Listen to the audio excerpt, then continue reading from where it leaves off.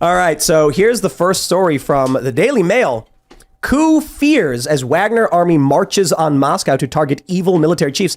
Kremlin accuses a leader of mercenaries of inciting civil war, puts its troops on capital streets and vows to smash armed mutiny as state TV runs emergency bulletin. This is crazy. They say there are fears of a coup in Russia as military vehicles were seen in the streets after the chief of the is it Wagner Group or is it Wagner Group? Wagner sounds cooler. I think that's actually the appropriate pronunciation. They called for an armed rebellion and direct challenge to the Kremlin. Yevgeny Prigozhin said his force had crossed into Russia as he called for the ousting of Russia's defense minister and vowed to punish military leaders whom he accused of killing 2,000 of his fighters. The Wagner chief said, "We had crossed state borders. We'll destroy anything that gets in the way. We go all the way." We got this photo here. Armored vehicles were allegedly on the streets of Moscow. So the first thing I got to say is, what was that saying? Believe half of what you, what is it? Believe half of what you see and none of what you read or hear or whatever. I don't know, something like that. Take it all with a grain of salt. I don't know for sure. But I will say this. When I first heard this story, I was like, what, did NATO offer him double? Like, this is how it goes with PMCs. Yeah. He's fighting in Ukraine. They're getting demolished. And then he's like, it's not worth the money. He's a private military contractor. What does he care? And then NATO says, what are they paying you, dude? And he was like, 50 million. He's like, okay, we'll give you 200. And he was like, okay, sure. That's all it takes, right? Money printing machine goes burr. This is the danger of hiring mercenaries to fight a war. It happened to the Romans. I don't know if this is exactly what happened with the Romans, but they were bringing in mercenaries from all over the world to come and fight for the Romans because the Roman citizens, it got to a point where they didn't want to fight anymore. And then that's the beginning of the end because those people do not have any allegiance to your country. This is the American Revolution. They brought in, the British brought in German mercenaries. The Hessians. Yeah. Hessians, is that it? Yeah. And those are the people who got routed by when George Washington, I almost said Joe Biden, my God.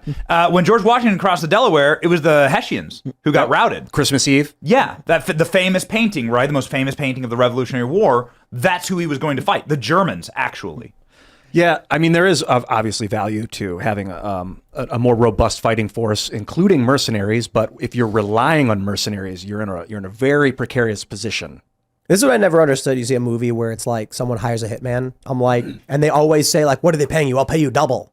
It's just like, why would not the assassin be like, well, okay, sure. Are they going to turn me in if I don't do this? I don't think they're going to do You have that. a reputation to protect as a hitman, though. But this is something that we see. There's a great book called The Modern Mercenary, and there's a phenomenon that they call neo-medievalism, because one of the problems during the Middle Ages was that people had an allegiance to their lord, their god, and their king. So whenever there was like a conflict broke out that was between any of them, you had to pick your own, you had to pick which master you would serve. So, mercenaries have different interests, different loyalties and all that. So obviously we might be saying, if this is true, that neo-medieval order, like establishing itself once again in our modern society. So they're, they obviously aren't loyal to Russia. No.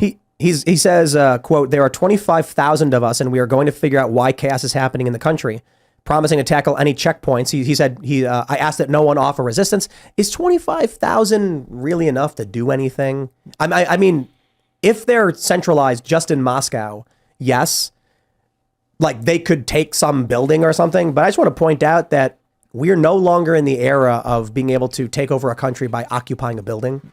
And it's kind of crazy to think that was the case at some point. Like a bunch of dudes would run into a building and they're like, we're in charge now. And everyone would be like, well, crap, they're in charge now. Yeah, worked in Pinochet did that, I think, with what was Salvador Allende in Chile. There was in the 70s, I think. It's like they just went in. But once you get the leader, that's what he wants, is he wants the defense minister. If this is real, right. He doesn't care about the building. But if you can get the people, if you get Putin, then you get Putin at gunpoint to tell the people, I concede, I step down. You get the leader to do what you want them to do. I think